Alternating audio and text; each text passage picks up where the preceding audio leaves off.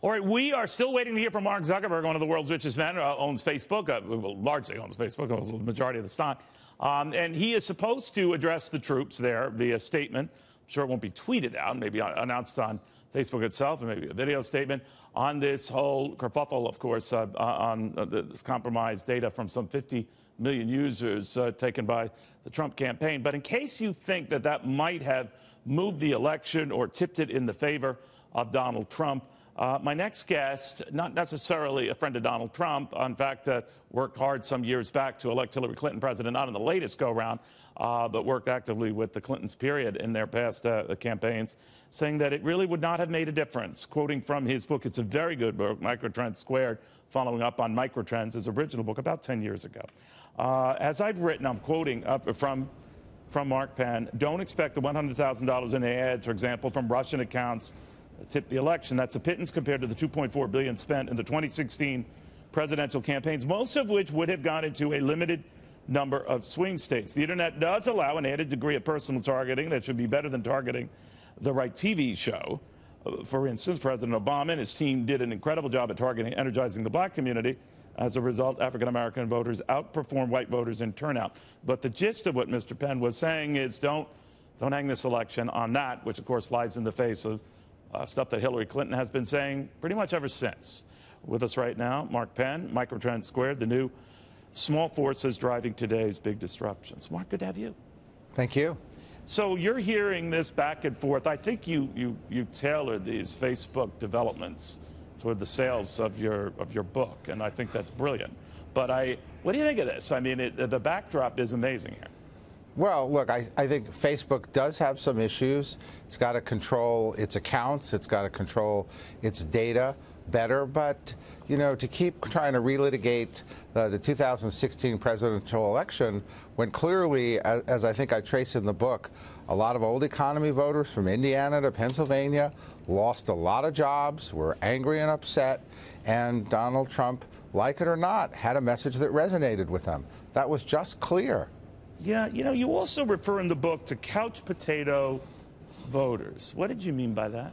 Well, you know, we have about 90 million people in the country who are eligible to vote who don't vote.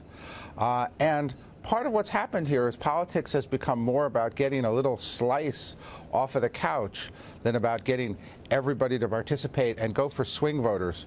When you go for swing voters, you're always trying to get people who don't agree with you to agree with you, and that tends to unify the country. When you're going for your slice on the couch, that tends to tear the country apart. The actual surprise about the people on the couch is they're mostly downscale voters. There are a lot more downscale, lower educated, primarily white voters who are on the couch. The African-American community is well registered.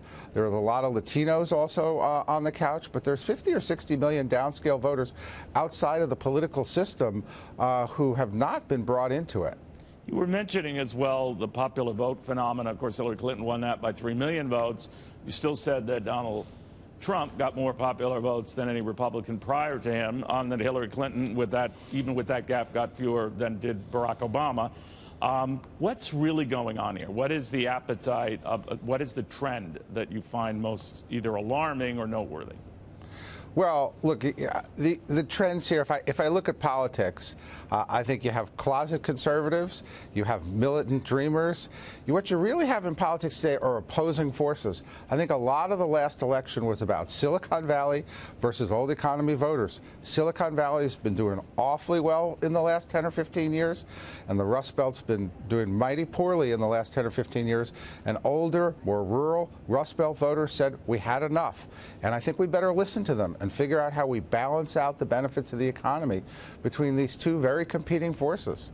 You know, you talk about a couple of phenomena. We know about the growing role women are playing, and of course, as economic juggernauts on themselves. Of course, a lot of this, when you wrote this, of course, predated the enormity of the Me Too movement, but even that you seem to grasp quite significantly ahead of the fact. But you also talked about how this affects men in this environment, and I'm making this leap here. Are they going to be more male couch potatoes as a result, because they're chagrined by these forces going on economically, and they're just bummed out? Well, I think there are more men on the couch. I think women are more activated. When you look at who votes, women actually vote typically more than men. But I also have a chapter called Guys Left Behind, because I also like to look at what we're not looking at. And we're not looking at millions of men in jail, men who die earlier, men who die from drugs and overdoses. Men are struggling with the new economy, more so than women. Not the graying bachelors you talked to. I was intrigued by that. What's that all about? Well, if you're 64 and single, there are 100 women for every 62 guys.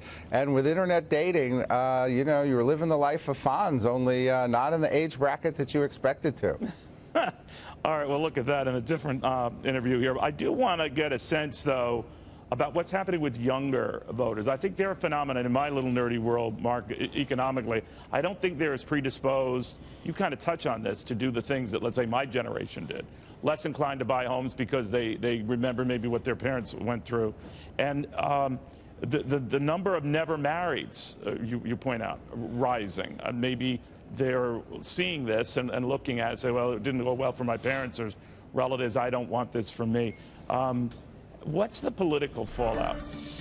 Well, you see, I think the biggest thing that's happened here is that people used to come out of high school, have a sweetheart, get married, spent little time alone. Now there's what I call footloose and fancy-free. Kids typically spend 10, 15 years on their own, building their career, getting education. But during those years, they don't have the same responsibilities. They don't pay property taxes. So their politics are driven by quite different issues. They're revitalizing the cities, but they really don't understand then family life and responsibilities. And it's affecting politics, religion, employment, all of it. You know, I was thinking of you, and you really were ahead of some trends that are happening as we speak now. And you wrote about this a while ago, and in this latest book, again, Uber suspending these driverless cars in light of this accident here. And you talk about this technology wave that worries the likes of Bill Gates and other big smart guys who are saying it can go too far. But you send out a warning here when you say, unless we develop and enforce ethical standards, it won't be clear who has whom under control. What did you mean by that? Well, I love technology. I was chief strategy officer at Microsoft for some time as well. But we really have to be more worried about dangers, not of targeting, but some of this AI stuff. I don't think driverless cars are really coming anytime soon. I think that's been overhyped. I do think that this whole idea of relationships with a bot, when you have an Alexa in your household, just don't think of it as someone you're having a relationship with. Is it a he or a she? No, it's an it. And be very cognizant that it's like having... I don't agree with that. I think it's a she. It's a she talking to me.